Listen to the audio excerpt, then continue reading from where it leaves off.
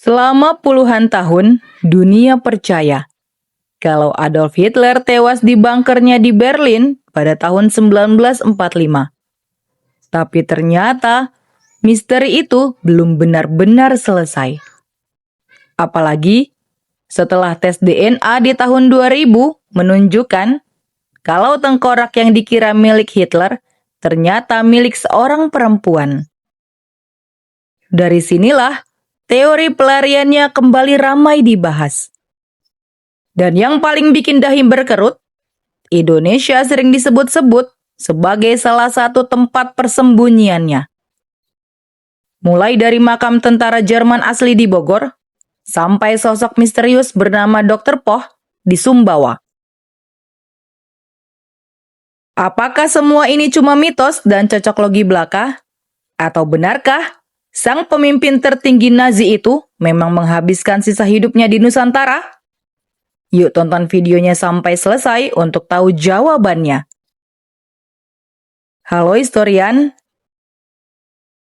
Assalamualaikum warahmatullahi wabarakatuh. Yuk belajar sejarah.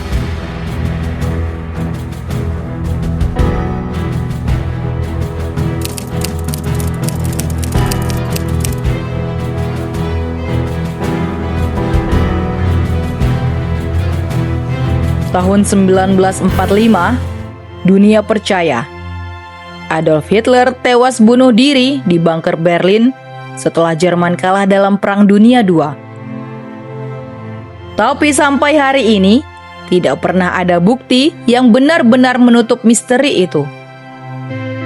Tengkorak yang selama puluhan tahun disebut milik Hitler, ternyata hasil tes DNA Amerika pada tahun 2000 justru menunjukkan tengkorak itu milik seorang perempuan berusia sekitar 20 sampai 40 tahun.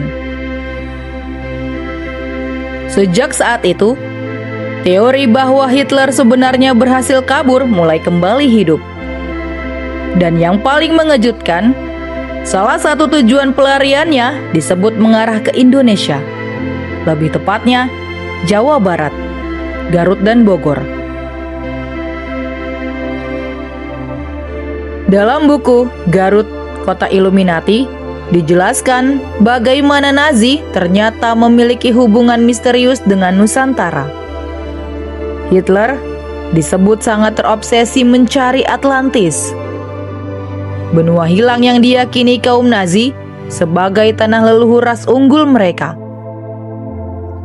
Seorang pakar geologi Brazil bernama Arisio Santos bahkan percaya bahwa Atlantis sebenarnya adalah Sundaland, wilayah Asia Tenggara kuno yang sebagian besar tenggelam, termasuk Indonesia. Bagi Nazi, tempat ini bukan sekadar pulau tropis biasa, tapi kemungkinan pusat peradaban kuno dunia. Karena itulah muncul dugaan bahwa pelarian Nazi ke Indonesia bukan kebetulan. Mereka mungkin memang sudah lama tertarik dengan wilayah Nusantara, jauh sebelum Perang Dunia II berakhir. Jejak itu mulai terlihat di daerah Megamendung, Bogor, Jawa Barat. Di lereng Gunung Pangrango, tersembunyi sebuah kompleks pemakaman misterius bernama Deutscher Soldatenfriedhof. Tempat ini dikenal sebagai makam tentara Nazi Jerman di Indonesia. Banyak orang bahkan tidak percaya tempat seperti ini benar-benar ada. Namun di sana berdiri nisan-nisan asli bertuliskan nama perwira Kriegsmarine, Angkatan Laut Nazi Jerman. Beberapa di antaranya adalah Kapitan Letnan Hermann Tangermann, Friedrich Steinfeld, hingga Dr. Heinz Hake. Sebagian merupakan awak kapal selam U-boat Nazi yang beroperasi di Asia Tenggara pada masa Perang Dunia II. Tentara Nazi masuk ke Hindia Belanda sekitar tahun 1943 bersama Jepang. Mereka mengambil alih perkebunan teh milik orang Jerman di daerah Sukaresmi, Megamendung. Bahkan sebelum perang berakhir, wilayah pegunungan Jawa Barat sudah menjadi tempat aktivitas orang-orang Jerman. Ketika Jerman kalah pada tahun 1945, sebagian tentara Nazi dikabarkan tertinggal di Indonesia. Ada yang meninggal karena penyakit, kecelakaan, bahkan dibunuh pejuang Indonesia karena dikira tentara Belanda. 10 makam itu masih ada sampai sekarang. Sunyi, tersembunyi, dan terus memunculkan pertanyaan besar. Apakah hanya tentara biasa yang datang ke Indonesia? Atau ada tokoh jauh lebih besar yang ikut menghilang di Nusantara? Misteri semakin liar ketika muncul sosok dokter tua asal Jerman bernama Dr. Pock di Sumbawa Besar pada tahun 1950-an. Dia dikenal masyarakat sebagai dokter Jerman yang misterius. Menurut berbagai kesaksian, Dr. Pock memiliki ciri-ciri yang sangat mirip dengan Adolf Hitler di masa tua. Kumis kecil vertikal, tangan kiri bergetar, cara bicara keras, temperamental, namun sangat disiplin seperti mantan tentara. Bahkan beberapa saksi mengaku istrinya pernah memanggilnya dengan nama Dolf, nama yang identik dengan Adolf.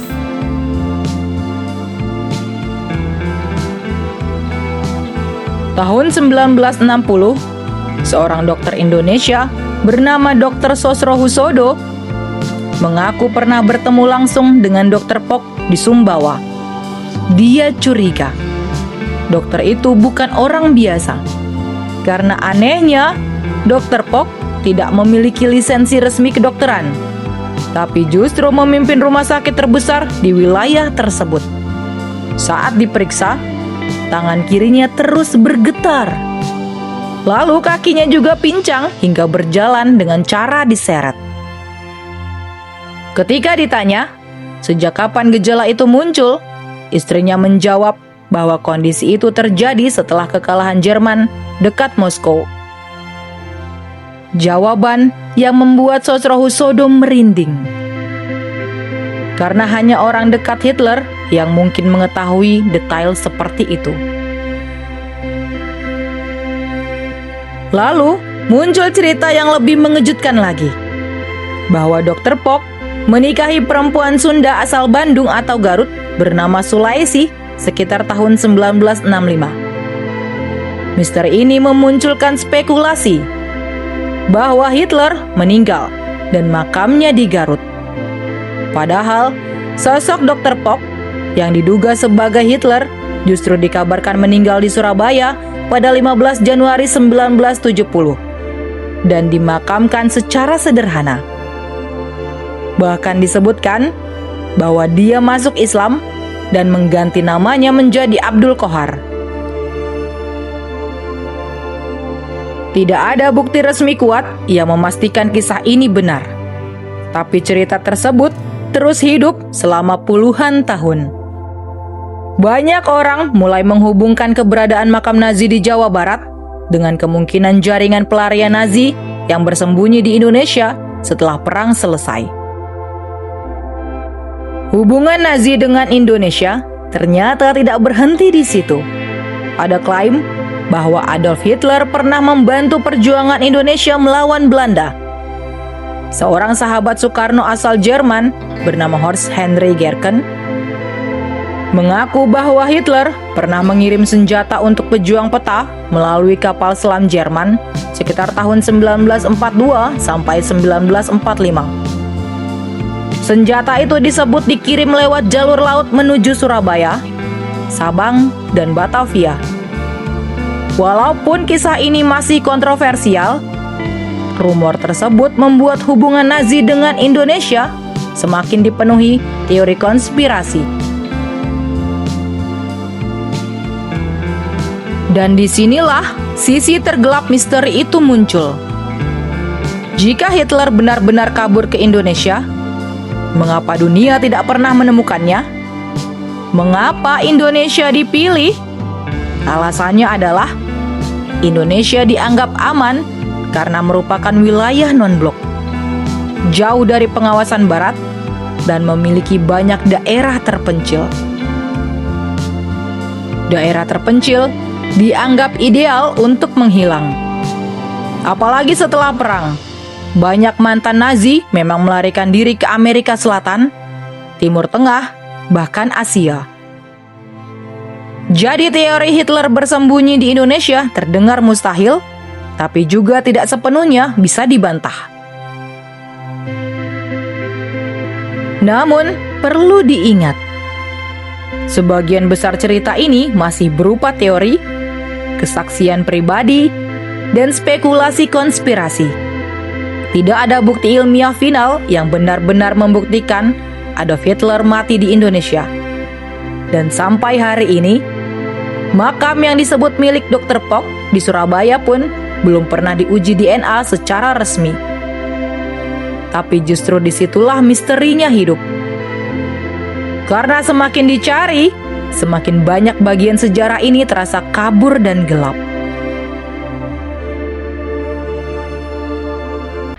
Itu tadi konspirasi hilangnya Hitler di Indonesia.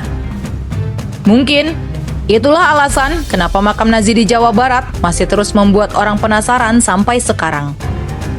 Di balik udara dingin pegunungan Megamendung, berdiri nisan-nisan tentara Jerman yang jauh dari tanah kelahirannya. Sebuah jejak kecil dari perang terbesar dunia, yang entah bagaimana akhirnya berakhir di Indonesia. Dan pertanyaan itu masih menggantung sampai hari ini. Apakah Adolf Hitler benar-benar mati di Berlin tahun 1945? Atau justru menghilang diam-diam ke Nusantara, lalu hidup sampai tua di bawah identitas baru? Tuliskan jawaban historian di kolom komentar. Semoga video tadi bermanfaat dan menambah pengetahuan kita tentang sejarah, karena sejarah adalah guru kehidupan. Sampai jumpa di video selanjutnya.